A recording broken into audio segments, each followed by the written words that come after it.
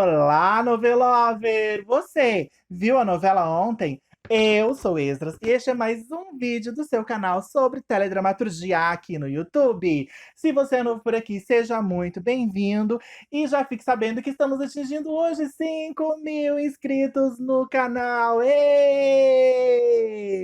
Isso mesmo, pessoal. Este vídeo é comemorativo, não só dos 5.000 inscritos, mas também pelo tema de hoje. E eu escolhi esse tema para já misturar tudo, né? A comemoração dos 5K, mais os 30 anos de estreia do remake de Mulheres de Areia. Eu vou deixar aqui do ladinho o símbolo dos 5K do canal. Daqui a pouquinho a gente fala mais sobre esse número tão bacana que você viu a novela ontem e atingiu. Mas hoje nós vamos falar sobre os remakes, quer dizer, o remake de Mulheres de Areia, né? As versões de Mulheres de Areia, comemorando, claro, os 30 anos de estreia do remake, que estreou no dia 1º de fevereiro de 1993. Eu não iria deixar passar em branco de jeito nenhum, já que essa é uma das minhas novelas favoritas de todos os tempos. Então, assim, o mês está acabando e eu precisava preparar um vídeo muito especial. Eu sei que vocês adoram quando eu falo dos remakes, quando eu faço as comparações entre uma versão e outra.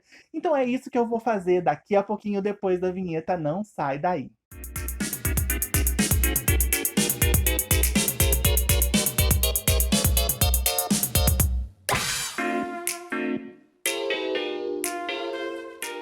A primeira versão de Mulheres de Areia estreou no dia 26 de março de 1973, terminando no dia 5 de fevereiro de 1974, com um total de 253 capítulos. Ela foi exibida às 20 horas pela TV Tupi e trazia aí no protagonismo, né, como as gêmeas Ruth e Raquel, a maravilhosa Eva Vilma. Já a segunda versão estreou no dia 1º de fevereiro de 1993, terminando no dia 25 de setembro daquele mesmo ano, com um total de 203 capítulos, e foi exibida às 18 horas pela Rede Globo. Então teve aí um intervalo de 20 anos entre uma novela e outra, e ambas foram grandes sucessos. Eu acredito que Mulheres de Areia, versão Globo, tenha tido um sucesso um pouco maior, justamente por ser na Globo, né? Que já era uma emissora poderosíssima. Mas nos anos 70, a TV Tupi também era muito poderosa. Talvez nem tanto quanto a Globo, mas no quesito novela, ela disputava ali pau a pau, né, com a Vênus Platinada, a audiência. E a Ivani Ribeiro, ela foi muito feliz, tanto na primeira versão quanto na segunda. Eu acredito que na primeira versão era algo inédito, né, a questão de protagonistas gêmeos. Na segunda versão, ela veio com Glória Pires interpretando a Ruth e a Raquel, personagens tão icônicas defendidas pela Eva Vilma. E assim, gente, eu não assisti a versão original, eu acredito que tenha sido assim, maravilhosa, senão não teria virado um remake. E o original é sempre o original, né? Só que a versão de 93, o remake, ela foi uma novela mais redonda, eu acho, sabe? Mais polpuda. Porque, para quem não sabe, foi inserida juntamente com a história de Mulheres de Areia uma outra trama da Ivani Ribeiro, que foi exibida, se eu não me engano, pela TV Record, chamada O Espantalho. Então, em Mulheres de Areia 1993, a gente teve uma junção de Mulheres de Areia com O Espantalho. E isso deu um estofo maior para a trama, né, para o remake. E eu acho que por isso, talvez a novela tenha sido mais interessante, talvez. Só que eu fico pensando também, a primeira versão era só a história das gêmeas, né? Da Ruth e da Raquel e os seus desdobramentos, e teve 253 capítulos, gigantesca. O que será que foi desenvolvido e contado ali naquela novela? Será que não teve uma barriga? Será que não teve meio que uma encheção de linguiça? As novelas daquele tempo era outra vibe, né, gente? Era outra coisa. As pessoas tinham mais tempo, tinham mais paciência, até para barriga, né? Até para encheção de linguiça, o que já em 93 a gente não tinha tanto. Mas a gente vai descobrir aí as comparações, fazendo as comparações de elenco e de história agora. Então vocês já sabem que as duas grandes estrelas que protagonizaram ambas as versões foram Eva Vilma e Glória Pires, né? Isso não é segredo para ninguém. Agora vamos saber os outros personagens, quem fez o quê? E no núcleo ali das gêmeas, da Ruth e da Raquel, tinha o seu grande amor, o Marcos, que na primeira versão foi vivido pelo Carlos Zara, que foi marido da Eva Vilma na vida real. Até acho que eles se conheceram, se apaixonaram em Mulheres de Areia. Antes ela era casada com o ator John Herbert. Eu acho que foi ele que despertou a paixão, né, da Eva Vilma e do Carlos Zara. E eles eram o par romântico. Marcos Assunção era feito pelo Carlos Zara em 73 e em 93 foi feito pelo Guilherme Fontes, uma gracinha na época. E o Tonho da Lua, também personagem muito icônico, muito importante da teledramaturgia brasileira, não só da novela, foi vivido pelo Gianfrancesco Guarnieri em 73 e numa versão assim inesquecível em 93 foi feito pelo Marcos Frota. Eu ouso dizer que é um dos personagens mais importantes da carreira dele, né? Muita gente acha chato, acha o personagem enjoado. Gente, mas aquela composição é muito perfeita. E claro, tem umas manias ali no Tonho da Lua que às vezes você enche o saco, mas assim, não dá pra julgar um personagem tão complexo, tão bem feito, bem pesquisado, bem estudado, por causa de um tique ou outro, de uma coisa ou outra, meio repetitiva e meio chata. Eu acho Marcos Frota um grande ator, apesar de não sentir tanto carisma por ele, mas ele tem uma galeria de personagens inesquecíveis, né, de tipos inesquecíveis, que ele até prefere fazer esses personagens que são tipos, né, figuras muito marcantes. E o Tonho da Lua, para mim, é um dos melhores personagens da história das telenovelas e, com certeza, da carreira do Marcos Frota. Mas em Mulheres de Areia a gente também tinha outro núcleo maravilhoso que a gente adorava ver as agruras, os conflitos ali daquela família, que era a família do Marcos Assunção, né? A família Assunção, capitaneada e encabeçada pelo Virgílio Assunção, que em Mulheres de Areia era o grande vilão. E eu acho que talvez em Mulheres de Areia 73 também tenha sido, né? Porque o principal, assim, algoz ali da Ruth, né, do romance entre Ruth e Marcos, era o Virgílio Assunção, que em 73 foi feito pelo Cláudio Correia e Castro e magistralmente pelo Raul Cortez em 1993. Tinha sua esposa, Clarita, feita pela Cleide Iácones em 73 e pela Suzana Vieira em 93, né, a mãe do Marcos. E o Marcos também tinha a sua irmã Malu Assunção, a doidinha, rebelde e inesquecível também, numa performance incrível da Viviane Pasmanter em 93 e em 73 foi feita pela Maria Isabel de Lisandra, que na época era uma atriz muito disputada, né? Ela fez muitas novelas na Tupi, acho que fez algumas na Globo, sempre nesse posto de mocinha, de protagonista. E dos anos 80, dos anos 90 pra cá, ela sumiu. Né? Eu não lembro de nada da Maria Isabel de Lisandra. A última personagem dessa atriz que eu lembro de ter visto, acho que foi a única coisa que eu assisti dela, foi em Vale Tudo, uma participação especial nos primeiros capítulos, como amiga da Raquel. Mas ali nos anos 70, talvez um pedaço dos 80, não sei, ela fazia muito sucesso, ela era muito requisitada.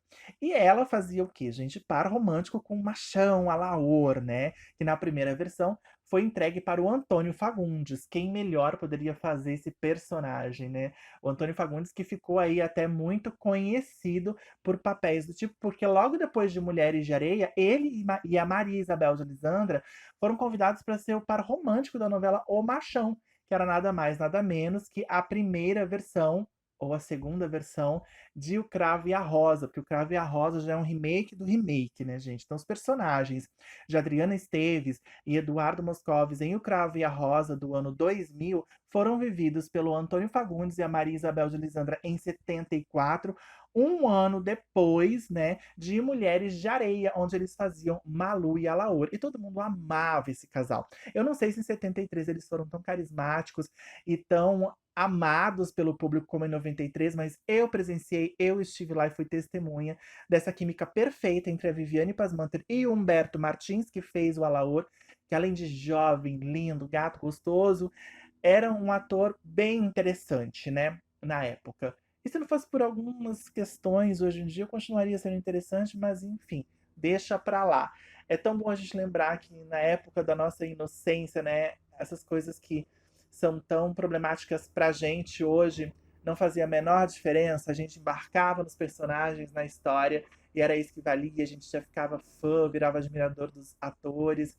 E assim, é, Mulheres de Areia é tão redonda que eu amo tudo, mas esse casal, assim, disputar com uma gêmea boa e a outra má em qualquer novela que seja não é fácil. E esses atores conseguiram. E a Viviane Pasmanter brilhou demais, né? No segundo personagem da carreira dela, gente. Era a segunda personagem depois da Débora de Felicidade. E ela foi muito feliz naquela composição. Eu amei, eu amo esse casal. A família Assunção tinha também um empregado, né, um fiel escudeiro ali, que era o motorista da família, o Duarte, feito pelo João José Pompeu em 73 e pelo Marco Miranda em 93. Já o Alaor, ele tinha uma irmã que chegava na novela um tempinho depois, né, da novela já ter estreado, acho que com uns 2 meses no ar. Na versão de 73, essa irmã era vivida pela Riva Nimitz, e em 93, quem fazia a Celina era a Sueli Franco. Só que em 73 ela tinha outro nome, era a Bebé.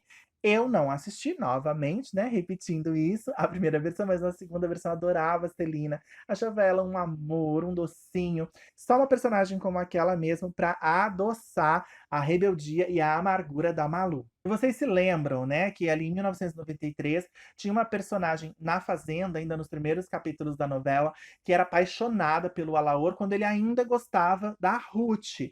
Essa personagem meio mazinha era a Luzia, vivida pela Cibele Larrama, que só existiu na segunda versão. Essa personagem não tinha em 1973. E no núcleo da família das gêmeas, o pai, Floriano, foi vivido pelo ator Silvio Rocha em 73 e pelo Sebastião Vasconcelos em 93. Já a mãe Isaura era a Lucy Meirelles na primeira versão e a grandiosa Laura Cardoso na segunda. O ator Edgar Franco vivia o Vanderlei, amante da Raquel em 73. Já em 93, era o ator Paulo Betti quem fazia esse personagem. E o delegado Rodrigo, que investia, paquerava a Ruth ali em Pontal da Areia, feito pelo Stepan Nercessian em 1993, também não existia na versão original. E o núcleo do personagem César, gente, vocês lembram? César, que era advogado da família Assunção, um belo mau caráter, tanto quanto o Virgílio Assunção, que foi vivido pelo Henry Pagnocchielli em 93. Em 1973, quem fazia ele era o Rolando Boldrin. O César, ele era noivo, né, namorado da Arlete, sobrinha do Virgílio Assunção, e ela era vivida pela Maria Estela em 73 e pela Thaís de Campos em 93. Já o ator Newton Prado vivia o Alcides em 1973, mas quem raios era Alcides? O Alcides, gente, era o Alcides Sampaio, que na segunda versão era chamado apenas de Sampaio, né, pelo seu sobrenome. E quando ele era apenas Sampaio, quem viveu foi o Adriano Reis. Ele era casado com a personagem Juju, da Nissete Bruno, né, na segunda versão, mas era um casamento já desgastado, conflituoso, eles tinham personalidades muito diferentes, então Sampaio se apaixonava pela Arlete e acabava ficando com ela no final. Já a Juju, esposa do Sampaio, em 1993, era Baby em 1973 e vivida pela Carminha Brandão. Já as filhas do Alcides, em 1973, a Andréia e a Carola, foram feitas pela Márcia Maria, que vivia a noiva do Marcos Assunção no início, né? E depois pela Karina Pérez, em 93. Já a caçula, Carola, foi feita pela Lisa Vieira e depois pela Alexandra Marzo. E o Zé Luiz, que era irmão do César, foi feito pelo Humberto Magnani na primeira versão. Pensa, Humberto Magnani bem novinho, gente. Esse ator lindo, incrível, que a gente já conheceu, idoso, já mais velho, fazendo as novelas do Manuel Carlos, foi o Zé Luiz de Mulheres de Areia 73 e depois foi o Irving São Paulo em 93. O Sampaio também tinha uma secretária em Mulheres de Areia em ambas as versões.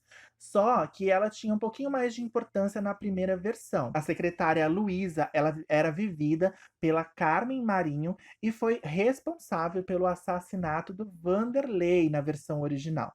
Já na segunda versão, a personagem virou Sônia, a secretária Sônia. E quem fazia era Totia Meirelles, mas eu não lembro dela ter tanta importância e tantas cenas assim na trama. Mas pelo que eu vi, sendo a assassina da história, né, na primeira versão, essa secretária foi realmente muito importante. Já no núcleo do Tonho da Lua, composto ali pelo seu padrasto Donato, a irmã Glorinha E a sua pretendente Alzira, quem viveu esses personagens em 73 e 93, respectivamente, foram o Ivan Mesquita e o Paulo Goulart. Paulo Goulart, assim, assustador na pele do vilão Donato, ele era realmente repulsivo. A irmã Glorinha, que era assediada, né, pelo padrasto, foi feita pela Ana Lu Grassi e depois pela Gabriela Alves. E a Alzira, que entrava na novela meio ali que para disputar o Tonho com o amor que ele sentia pela Ruth, né? Porque era um amor não correspondido, obviamente, mas ela tinha que disputar com aquele amor platônico e era muito difícil. Até que o Tonho, que só parecia bobo, mas de bobo não tinha nada, entende que a Alzira era quem ia ser o grande amor da vida dele, o amor real, né? O amor possível. Essa personagem que eu adorava, até pelo jeito da interpretação da atriz que eu gosto muito da segunda versão. Na primeira era a Ana Rosa, nossa querida Ana Rosa, e na segunda versão a Giovanna Gold, uma atriz, como eu falei, eu gostava muito de ver nas novelas, né? Eu fiquei fascinado por ela quando ela estreou em Pantanal, gostava muito da Zefa, e logo em seguida ela fez Mulheres de Areia, personagem muito parecida as duas, né? Que a Alzira era meio brejeira, tinha um jeitinho assim, né, todo matreiro, e a Zefa também era assim. E eu adorei que a Zefa ficava ali, né, tratando bem o Tonho, e ele dava patada nela, falava umas coisas pra ela. Às vezes ela chorava, ficava triste, às vezes ela entendia que era porque ele era doidinho mesmo. Mas assim, amava a personagem Alzira, e estes foram os intérpretes nas duas versões. E meio que continuando ainda nesse núcleo, né? Ali o núcleo de pescadores, tinha o Tito, que era namorado da Glorinha. Na primeira versão foi feito pelo Carlos Nunes, depois pelo Eduardo Moscovis. O pai do Tito, o pescador Chico Belo, na primeira versão foi vivida pelo Adoniran Barbosa, gente. Olha que incrível. Eu não sabia que o Adoniran Barbosa, que é um compositor aí de grandes músicas, né? Que a gente conhece. Eu acho que a música Não Posso Ficar Nem Mais Um Minuto Sem Você. Sinto muito amor, mas não pode ser. Eu não tenho certeza, mas eu acho que ele é compositor dessa música e de algumas outras que me foge a memória agora. E eu não sabia que ele tinha feito novela, achei muito bacana. Na versão de 93, esse personagem Chico Belo foi feito pelo ator Joel Barcelos. Aí tinha também o pescador Marujo. Esse sim, gente, que personagem chato. A gente não suportava o Marujo com aquela obsessão de ir pro meio do mar para encontrar o tubarão que tinha comido o braço dele, ele ia matar o tubarão. Bom, chatíssimo esse personagem. Foi vivido pelo Abraão Farc em 73 e pelo Ricardo Blatt em 93. Já o pescador Servilho foi vivido pelo ator Servilho Batista e depois por Antônio Pompeu. A personagem Vilma, que era casada com o Servilho, foi feita pela Teresa Santos e depois pela Denise Milfon. E na segunda versão foi a Vilma, a assassina do Vanderlei, numa revelação que eu achei incrível, porque o Vanderlei tinha sido praticamente morto duas vezes na história, né? Ele tinha levado um tiro. E aí a polícia começou a investigar o assassinato dele através desse tiro. Então tentaram descobrir quem tinha atirado no Vanderlei. Só que aí veio o grande plot twist da história, porque o Vanderlei, ele não foi morto por um tiro. Quando a pessoa, que foi justamente a Raquel, né, a grande vilã da história, a Gêmea Má, atirou no Vanderlei, ele já estava caído na cama. E ela achou que ele estava dormindo, cochilando, chegou lá, deu um tiro e saiu. Só que ele já estava morto, porque antes ele havia tido uma discussão com a Vilma, né, numa interpretação ótima da Denise Milfon, essa atriz pouquíssimo valorizada, muito boa e fez personagens muito carismáticos também. Ela se envolve com ele, vira amante dele, né, na novela, e aí os dois têm uma discussão por causa disso. Ela dá uma garrafada na cabeça dele, ele morre por causa dessa garrafada e ela foge. E aí, em seguida, a Raquel vem e dá um tiro. Então, eu acho incrível esse plot twist da gente descobrir, ver que foi a Raquel que atirou nele, mas quem matou mesmo ele foi a garrafada na cabeça dada pela Vilma, da Denise Milfon. Já a outra personagem do núcleo de pescadores, a do Carmo, foi feita pela Léa Camargo na primeira versão e depois pela Lu Mendonça na segunda. Outra atriz sumida da telinha que eu também gosto muito. Já o alemão, aquele cara super boa gente, que tinha um quiosque ali na beira-mar, onde os pescadores se reuniam para beber, para jogar uma conversa fora. Foi interpretado pelo Serafim Gonzalez, né? O alemão, que na verdade se chamava Walter, era o grande amor da milionária Clarita, que vivia um casamento super tóxico, né, com o vilão Virgílio Assunção. Depois ela reencontra esse amor do passado e os dois revivem essa história. É uma trama muito bonita. Na segunda versão, quem interpretou o alemão foi o Jonas Bloch, numa interpretação muito suave, muito agradável também. E na primeira versão, nós tínhamos o personagem Jajá, vivido pelo menino Haroldo Bota, que era o filho do alemão. Essa criança, esse filho, não existia na segunda versão. Na primeira versão de Mulheres de Areia também havia os pescadores Justino e João, vivido pelos atores Sérgio Galvão e Carlos Moreno. Só que na segunda versão, eles tiraram esses dois personagens, acho que imaginaram que ia ficar pescadores demais na história, né? Então não existiram o Justino e o João em Mulheres de Areia 93.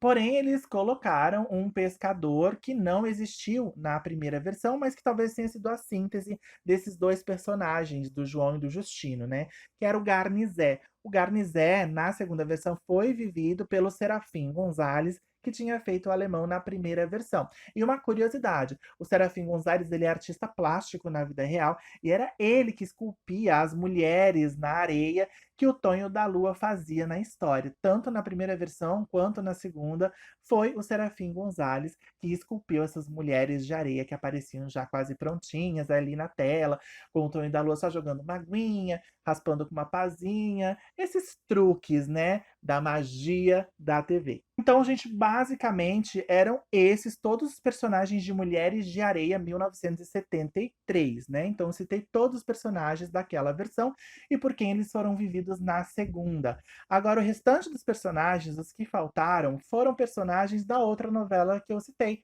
O Espantalho, né? Que foi uma junção com Mulheres de Areia. E a gente vai saber agora, então, quem foram esses personagens de O Espantalho que estiveram em Mulheres de Areia e se transformaram numa coisa só ali em 1993.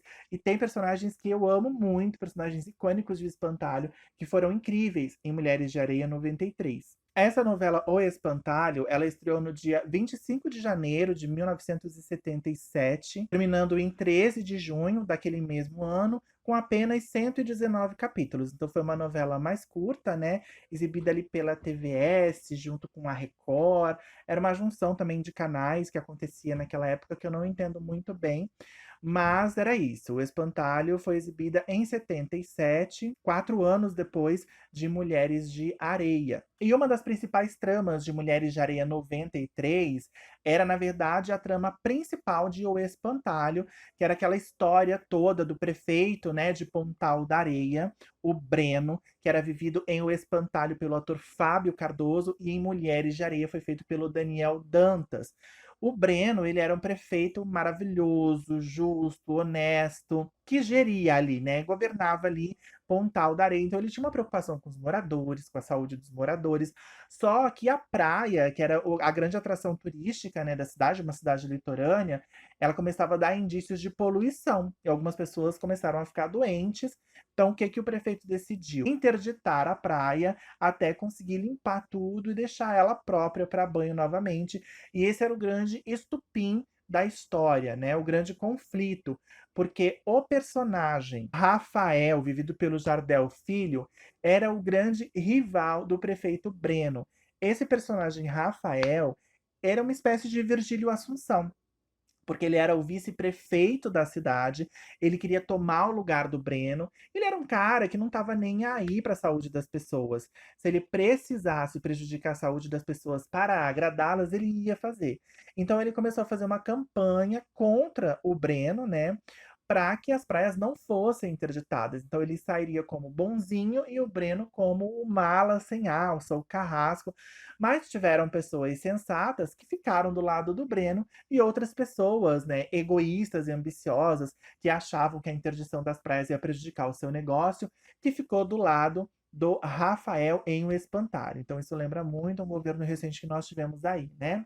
Das pessoas de má fé e de boa fé, uma separação muito bem delineada. Então, o Rafael, que era o grande arqui-inimigo do Breno, o grande vilão e canalha de O Espantalho, foi um pedaço da personalidade dele para o Virgílio Assunção. Então, eu acho que por isso que o Virgílio Assunção, de 93, foi um personagem tão redondo, tão, com tanto estofo, né? Um vilão tão bem feito, tão bem desenvolvido, porque ele era 2 vilões em um, e o Raul Cortez ele fez magistralmente. E no núcleo, né, do Breno tinha a esposa dele, que era feita pela Esther Góes em 77, aliás, na novela O Espantalho, se chamava Geni. Já em Mulheres de Areia, foi a Isadora Ribeiro que defendeu essa personagem chamada Vera. A esposa do prefeito, a Geni, ela tinha uma prima invejosa e uma amiga sincera em O Espantalho.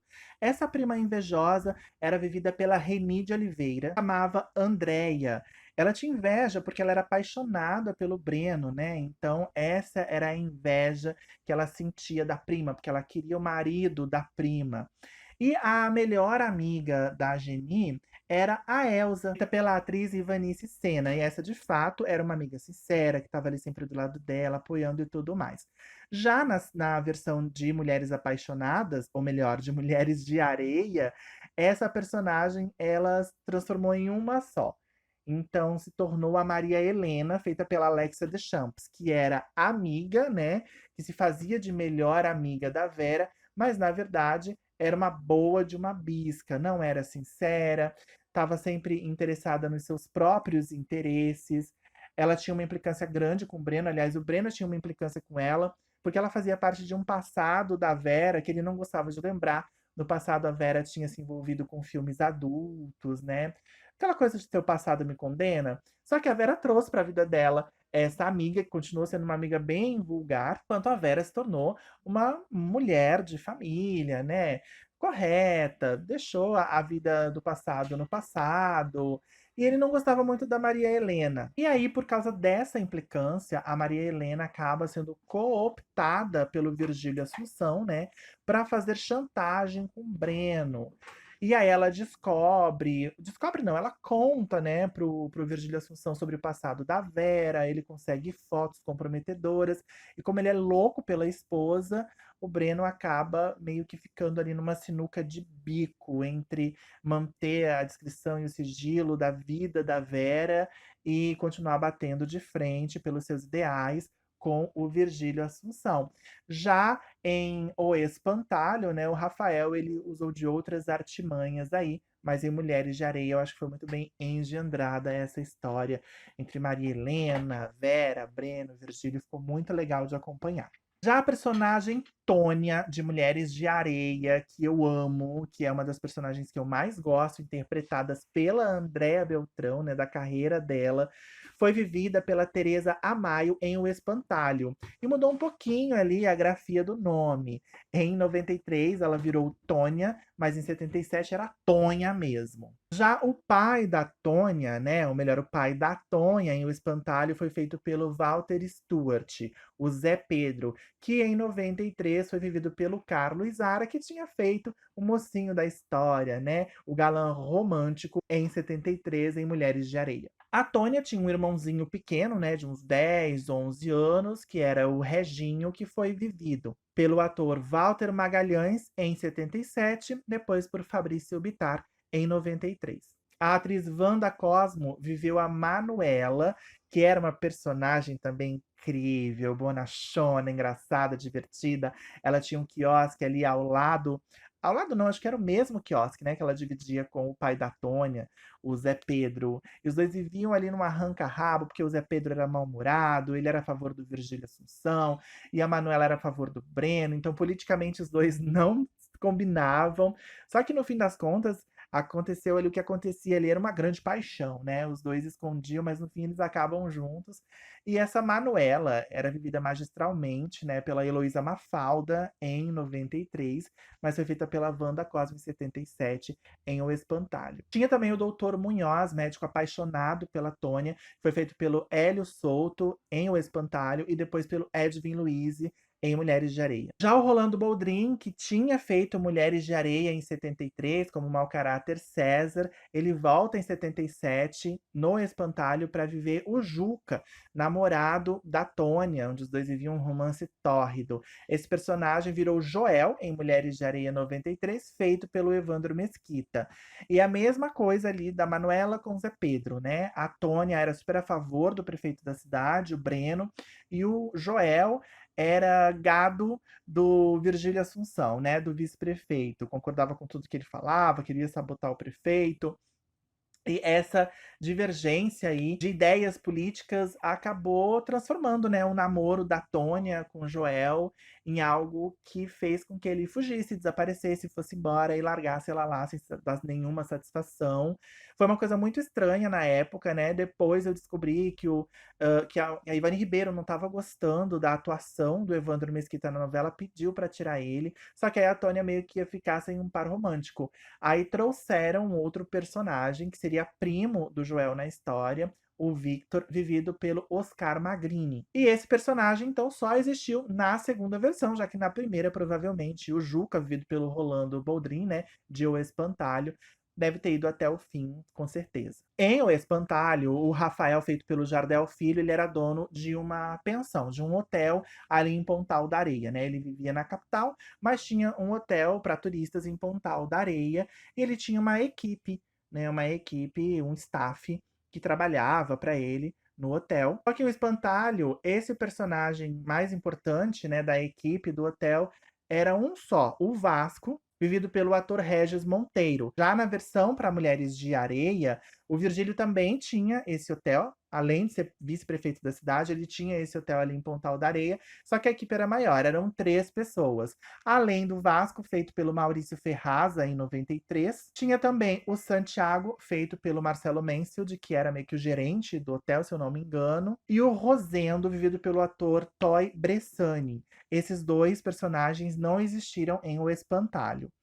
Outros personagens que não existiram na primeira versão de Mulheres de Areia, mas estavam lá na segunda versão, eu acho que foram assim fundamentais, né, para aqueles momentos em que a gente via a Malu atuando, querendo provocar ali o pai, é a turma da Malu, aquela turminha ali meio underground, meio punk, que era composta pelo Tavinho, feito pelo Luciano Viana, o Igor, vivido pelo Ronaldo Tasso, a Mariá, feita pela Suzana Branches, o Duda, feito pelo Luciano Rabelo, o Jota, do Leonardo Miranda, e a Crica, feita pela atriz Elisca Altman. Muitos desses atores nunca mais, né, fizeram novelas, não continuaram na televisão. Alguns estão atrás das câmeras, outros foram para outras vertentes ali da arte ou foram fazer outras coisas da vida, não sei.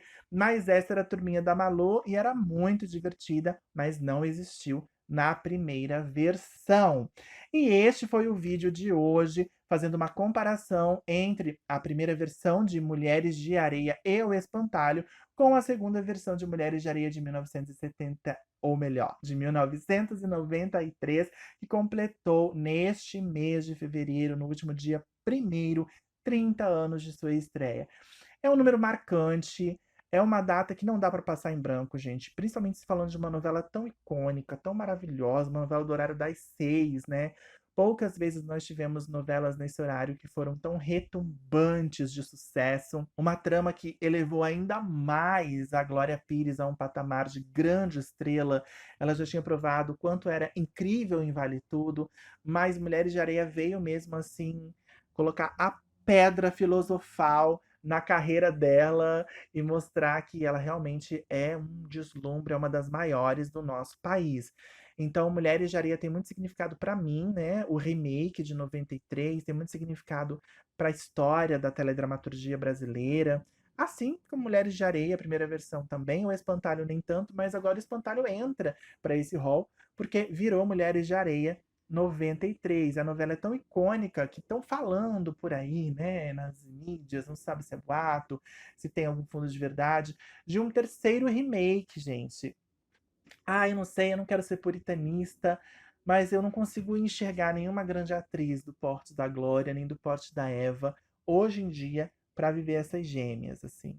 Com certeza deve ter, com certeza é um pouco de preconceito meu, mas sei lá, eu vou ficar neutro se falarem de remake de Mulheres de Areia, não vou nem ser nem contra nem a favor, vou esperar que seja uma coisa bacana e feita com muito carinho, porque eu amo essa novela. Eu espero que vocês tenham gostado muito desse vídeo, porque eu amei fazer, amo relembrar coisa boa de verdade. E se você gostou, já sabe, né, gente? Mas antes do grande finale, quero voltar a relembrar vocês aqui, ó, deste número maravilhoso. É assim? Ah, assim. desse número maravilhoso. Atingimos os 5K. Eh, o meu canal, ele tem um crescimento lento, né, porque eu já tô por aqui há uns 3 anos, mas mesmo assim, cada um de vocês que chega é muito importante, é, assim, uma alegria para o meu coração. E 5.000, gente, 5.000 é um número muito expressivo. Eu quero mais? Eu quero mais. Eu quero 10, eu quero 15, eu quero 20, eu quero 100. E eu acho que a gente vai atingir isso um dia sim, se Deus quiser, se o algoritmo do YouTube permitir. Mas por esse motivo, por causa desses 5K, por causa desse meu trabalho, né, aqui no YouTube já de 3 anos, eu estou aqui para pedir para vocês uma ajudinha, por favor, me ajude com esse canal. Eu falo já há muito tempo, né, gente, em melhorar o canal, em trazer coisas novas, em trazer cenário, em trazer uma edição diferenciada. Mas assim, às vezes não dá, né? Às vezes a grana não dá, às vezes tem que pagar a gente para fazer isso, para fazer aquilo, para ter cenário. Eu queria, de repente, também fazer uns podcasts, assim, eh, alugar um estúdio bacana, mas não dá. Mas para ajudar nesse meu trabalho de pesquisa, manter esse canal, independente de ajuda ou não, eu já tô aqui há 3 anos e eu vou continuar porque eu amo, porque é a minha paixão. Mas se vocês puderem, quiserem me ajudar, gostarem do canal de verdade, vocês podem fazer um Pix. Agora tem um Pix, gente, olha que maravilhoso. O Pix ele tá na descrição desse vídeo, eu já venho colocando ele na descrição do vídeo há algum tempo, não sei se vocês viram, não sei se vocês leem a descrição, mas hoje, né, comemorando e demarcando esses 5K aqui do canal, eu quero dizer que eu vou começar a pedir sim, a pedir um donate. Me dá um donate, cadê o donate? E é isso, gente. E não é muita coisa. Olha, eu fiz um cálculo aqui na minha cabeça. Se cada uma das pessoas que assistirem esse vídeo, cada uma, doar R$ 1, né? Fazer um Pix de R$ 1 ou de 50 centavos, cara, vocês não têm noção. Ajuda pra caramba. Ajuda muito. E eu sei que às vezes, 50 centavos faz falta, gente? Não sei. Talvez para passagem do ônibus pode fazer. Mas se não te fizer falta, 50 centavos ou R$ 1, faz um Pix. Não fica com vergonha, não acha que é muito pouco, não é. Representa muito. Porque graças a Deus, eu não tenho só 10 visualizadores, nem só 20 visualizadores, eu tenho mais que isso. Poderia ter mais visualizadores? Poderia ter, mas já estou bem contente com os que eu tenho. Então, se cada visualizador fizer um Pix de 50 centavos, R$ 1, ou que o seu coração mandar, se quiser mandar 10, 50, 100, eu também não vou me incomodar. Mas é isso. Eu vou deixar o Pix aqui também, passando na tela, tá? Para fixar bem, mas ele sempre vai estar na descrição desse vídeo. E é isso. Se você gosta do meu trabalho, quer me ajudar a manter e se também gostou desse vídeo, além do Pix que vai ajudar bastante, me fazer bem feliz, também se inscreve se está chegando agora. Esse canal é babadeiro. E engaja compartilhando, comentando, dando like e me segue nas redes sociais que sempre tem coisinhas novas, principalmente no Instagram, novidades, informações, quizzes. Vai lá, tá bom? E a gente se vê no próximo vídeo. Um beijo. Tchau! Me dá o donate. Cadê o donate? Me dá o donate.